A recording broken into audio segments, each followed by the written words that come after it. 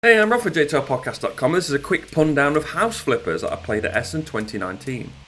This is a game for 2 to 4 players and plays in about 15 minutes. And in this game you are property developers. You're playing the full lifetime of a property developer in 15 minutes and you're flipping houses in order to get more and more stuff from them to eventually being able to get some cards that let you retire, and the first person to retire will win the game. And as you could probably tell by looking at the video, this is done through sand timers and it is a real-time game. So basically what happens at the start of the game, everyone has one grey egg timer and you go 3, 2, 1, you flip it over, and when that egg timer runs out you get a grey cube. Now you can see on the board there are 1, 2, 3, 4, 5, 6, 7, 8, 9 piles of cards. If you look at the bottom 3 piles, there are the 2 on the left have 1 grey cube underneath, and the one on the right in front of the camera there has 2 grey cubes underneath. And what you're going to do is you're going to trade in one of your cubes for one of those cards. So if you've got a grey cube, when your egg timer runs out, you take a grey cube, flip your egg timer back over, then you can spend that grey cube on getting a card.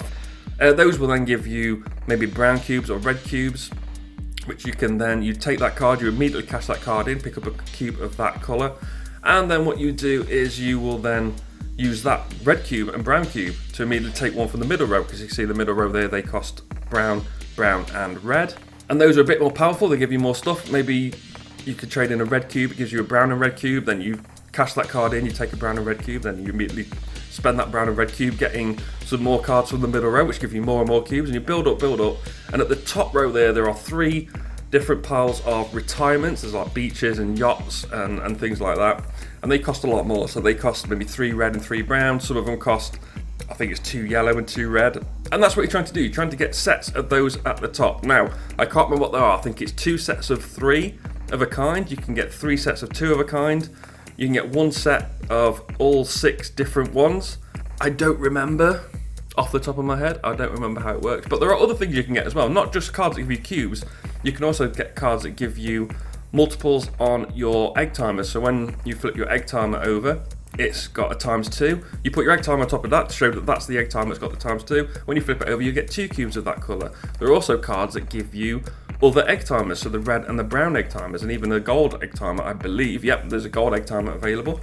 So when they flip over, you're going to get cubes of that colour, and so you can put ×2 on those if you've got one already, and then you're just constantly flipping over egg timers and then collecting the cubes and immediately cashing those cubes in for other cards, and then cashing those cards in for cubes, and then flipping over your egg timers again, because by the time we've done all that, you've got some egg timers that have run out, and then you get the cubes of that colour, and you're just building up this little engine to get these cards at the top of the board. And then you go back to the beginning. Basically, you'll build up this bunch of resource cubes, and then you'll cash them in for the big prizes at the top, and then you'll go back to just collecting a few cubes and trading them up.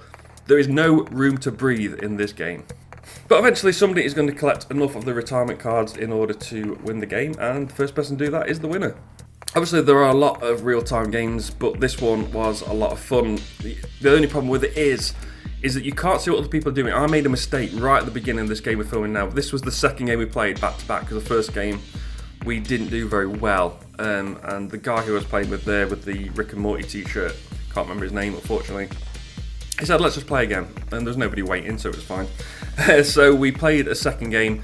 Now I had my grey egg timer on a ×2 card throughout the entire first game. So every time I got my grey timer run out, I took 2 grey cubes, and I took 2 grey cubes, and I took 2 grey cubes. And at the start of the first game, I immediately took 2 grey cubes, even though I didn't have it on a ×2, because I made a mistake. I call them misfakes.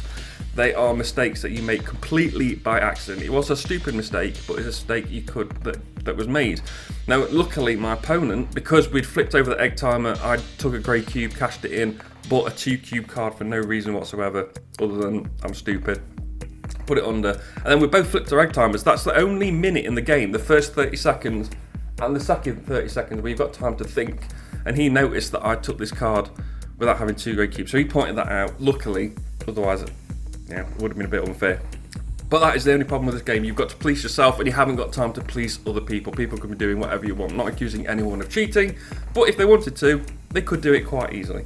As for replayability, I think this game is just one of those games that's just fun, because you haven't, like I say, you haven't got time to think. You've just got to get on with it and do as much as you can. Even though you are doing the same thing every game, you're going to be doing what's best. So I think you could play it several times. It's one of those games you can just crack out and just easily get on with. it's just good fun. The components are good, and always have a problem with egg timers because you never know if one of them might be a 27-second egg timer and all the rest are 30 seconds. You never know. You'd have to sit and time them all. We did have a problem with the game we played before where the egg timers were massively out. One of them was at least 10 seconds quicker than the other, and they were supposed to be even. So it was a problem. It didn't seem to be in this game, I'm not sure. And the artwork, now I'm looking at it now, looking at this video, looking back, yeah, it was quite good. It was quite nice artwork. I like the style of it. Didn't have any chance to look at any of it during the game. The only artwork I was looking at was for the retirement cards to see which ones I needed. And even then I wasn't actually looking at the artwork, I was just looking at the picture saying, okay, they've both got swimming pools on. I need another one with the swimming pool so I can take one of those. That's all I was doing. Didn't have time to sort of take the game in. But I didn't have good fun with this. Like I said, we played it twice back to back. I would like to play it more. It was €30, which was a bit more than I really wanted to pay. Particularly, for not just for this game, but the time of day it was. I think it was towards the weekend. I'd already spent probably my budget by that point, so I wasn't looking to buy any games I didn't necessarily want immediately. Plus, there was nothing really extra to buy this game. I could wait for it to come out in the UK at any point. That's fine. But it was good fun. It was flipping good fun with those egg timers. It was very hectic though. There's a point in one of my games where I had 3 egg timers on ×2 cards.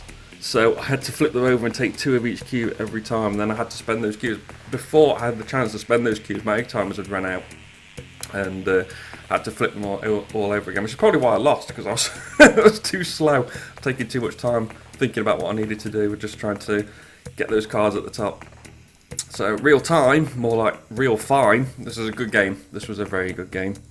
It was very retiring to play, but if you manage to retire, you win the game, so that's all good. So give this one a go. That is House Flippers. Remember to like, share and subscribe. You can follow me on Twitter at JTRPodcast, to find the blog at jtrpodcast.com. I've been Rob, aka Jesta ThaRogue, and I'll see you soon.